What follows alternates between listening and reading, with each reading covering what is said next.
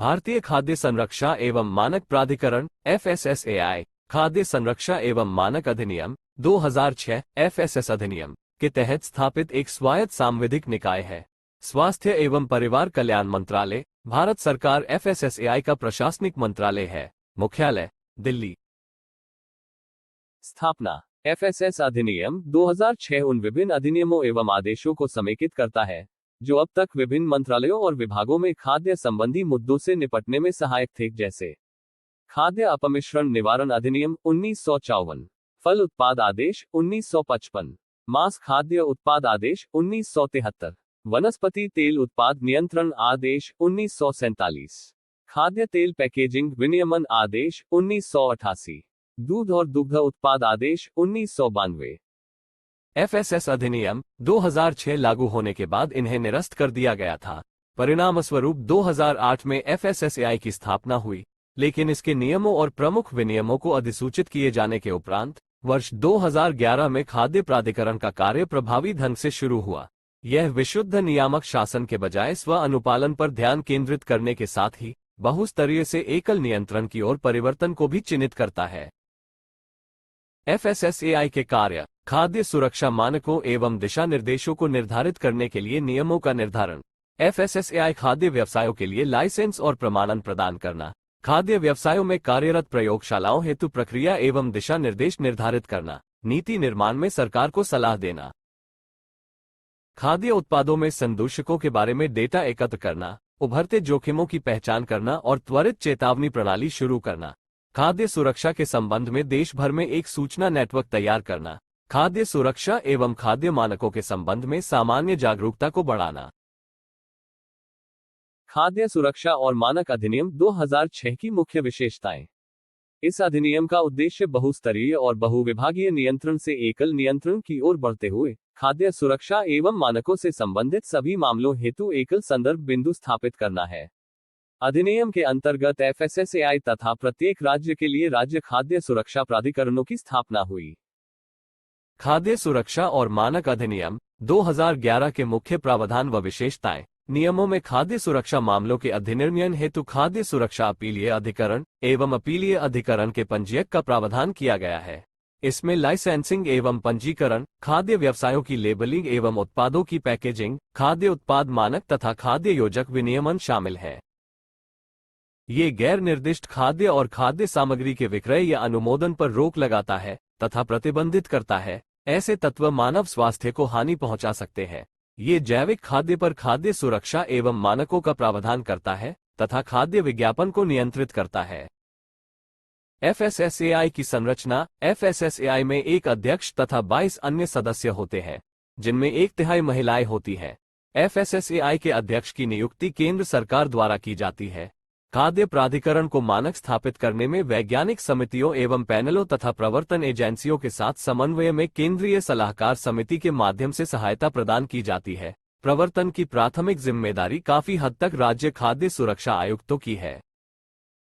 FSSAI के समक्ष चुनौतियां और कमियां। छोटे विनिर्माताओं, खुदरा विक्रेताओं और फेरी वालों को FSSAI के दायरे से बाहर रखा गया है।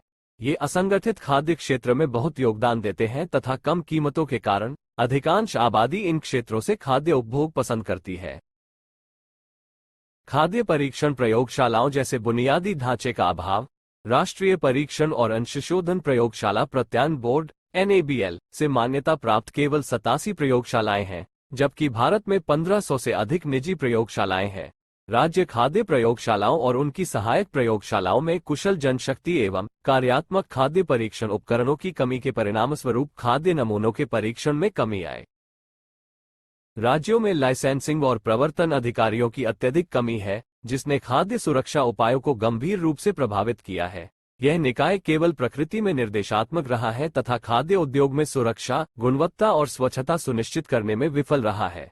FSSAI के नियमों में केवल 377 उत्पादों का उल्लेख है, जबकि अन्य देशों में 10,000 से अधिक मानक हैं। इसके अलावा सूची की नियमित समीक्षा नहीं की जाती है।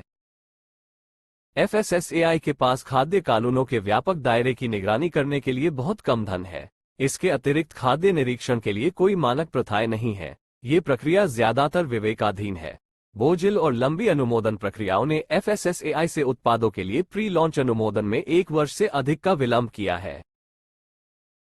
आयातित खाद्य उत्पादों की खेप प्रायः FSSAI द्वारा मंजूरी के इंतजार में बंदरगाहों पर अटकी रहती है। कभी कभी पैकेजों की लेबलिंग जैसे छोटे मुद्दों के कारण FSSAI द्वारा निर्दिष्ट मनमाने मानदंडों के अनुरूप नहीं होते हैं, जो व्यापक रूप से स्वीकृत वैश्विक मानकों से भिन्न होते हैं। खाद्य नियामक एवं खाद्य प्रसंस्करण मंत्रालय के बीच मतभेद भी FSSAI के कार्यों को बाधित करते हैं। CAG की एक रिपोर्ट के अनुसार FSSAI ने अभी तक विभिन्न प्रक्रियाओं को संचालित करने के लिए नियम और दिशा निर्देश तय नहीं किए हैं। CAG ने यह भी पाया कि ऑडिट में जांच किए गए 50% से अधिक मामलों में अधूरे दस्तावेजों के आधार पर लाइसेंस जारी किए गए थे। FSSAI से संबंधित ऐतिहासिक मामले, नेस्ले इंडिया लिमिटेड मैगी मामला, मैगी नूडल्स में सीसे की अधिक मात्रा होने की सूचना मिली थी जो मानव उपभोग के लिए अनुपयुक्त थी तथा FSSAI ने इसे प्रतिबंधित करने की अनुशंसा की थी। कैडबरी इंडिया, कैडबरी के डेयरी मिल्क में कीड़े पाए जाने की सूचना मिली थी। FSSAI ने घोषित किया कि पैकेजिंग उचित या वायुरोधी नहीं थी, इसलिए पैकेजिंग को बदलना अनिवार्य है। FSSAI की पहल हॉट अटैक रिवाइंड, यह FSSAI का पहला मास मीडिया अभियान है। इसका उद्देश्य वर्ष 2022 तक भारत में ट्रांस फैट को खत्म करने के FSSAI के लक्ष्य का समर्थन करना है। FSSAI CHIFSS ये खाद्य सुरक्षा के लिए उद्योग, वैज्ञानिक समुदाय, अकादमी के बीच सहयोग को बढ़ावा देने के लिए खाद्य सुरक्षा विज्ञान पर FSSAI तथा CIIHUL पहल के बीच सहयोग है। राज्य खाद्य सुरक्षा सूचकांक SFSI, FSSAI ने खाद्य सुरक्षा के 5 महत्वपूर्ण मापदंडों पर राज्यों के प्रदर्शन को मापने के लिए राज्य खाद्य सुरक्षा सूचकांक SFSI विकसित किया है। राज्यों को खाद्य सुरक्षा के 5 मानकों मानव संसाधन और संस्थागत डेटा, अनुपालन, खाद्य परीक्षण सुविधा, प्रशिक्षण व क्षमता निर्माण और उपभोक्ता सशक्तिकरण पर आंका गया है। SFSI वर्ष 2018-19 में शुरू किया गया था, जिसका उद्देश्य देश में खाद्य सुरक्षा पारिस्थितिकी तंत्र में एक प्रतिस्पर्धी और सकारात्मक बदलाव लाना था। वर्ष 2018-19 के लिए पहला राज्य खाद्य सुरक्षा सूचकांक 7 जून वर्ष 2019 को पहली बार विश्व खाद्य सुरक्षा दिवस पर घोषित किया गया था। ईट राइट इंडिया मूवमेंट, ये सभी भारतीयों के लिए सुरक्षित, स्वस्थ और टिकाऊ भोजन सुनिश्चित करने के लिए देश की खाद्य प्रणाली को बदलने के लिए भारत सरकार और FSSAI की एक पहल है। यह निवारक और प्रचार स्वास्थ्य देखभाल तथा आयुष्मान भारत, पोषण अभियान, अनीमिया मुक्त भारत एवं स्वच्छ भारत मिशन जैसे प्रमुख कार्यक्रमों पर ध्यान देने के साथ राष्ट्रीय स्वास्थ्य नीति 2017 से जुड़ा हुआ है। ईट राइट स्टेशन सर्टिफिकेशन, यात्रियों को सुरक्षित और पौष्टिक भोजन प्रदान करने के लिए बेंचमार्क, खाद्य सुरक्षा और मानक अधिनियम 2006 के अनुसार निर्धारित करने वाले रेलवे स्टेशनों को FSSAI द्वारा प्रमाणन प्रदान किया जाता है। आगे की राह, FSSAI को निर्माताओं को भी खाद्य सुरक्षा लागू करने की जिम्मेदारी के तहत लाना चाहिए। खाद्य निर्माण, भंडारण और वितरण के आकलन के लिए आपूर्ति श्रृंखला में प्रत्येक व्यक्ति को शामिल करने पर ध्यान दिया जाना चाहिए। FSSAI ने हाल ही में खाद्य व्यवसाय संगठनों FBO को मार्गदर्शन प्रदान करने के लिए फूड रिकॉल प्रक्रिया पर मसौदा विनियमों को अधिसूचित किया है। ये वर्तमान नियामक प्रणाली को बढ़ाएगा। FSSAI और राज्य खाद्य प्राधिकरणों को FBO के व्यापक और विश्वसनीय डेटाबेस को सुनिश्चित करने तथा FSS अधिनियम के बेहतर प्रवर्तन एवं प्रशासन को सुनिश्चित करने के लिए अपने अधिकार क्षेत्र के तहत खाद्य व्यवसाय गतिविधि का सर्वेक्षण करना चाहिए। चोट या मृत्यु के मामलों में मुआवजे और जुर्माने की सीमा बढ़ाना तथा खाद्य परीक्षण प्रयोगशालाओं जैसी पर्याप्त आधारभूत सुविधाएं उपलब्ध कराना। CAG ने सिफारिश की है कि FSSAI को मानकों के निर्माण एवं समीक्षा पर मानक संचालन प्रक्रियाओं को तैयार करना चाहिए और यह सुनिश्चित करना चाहिए कि निकट भविष्य में इनका पालन किया जा रहा है। Thank for watching.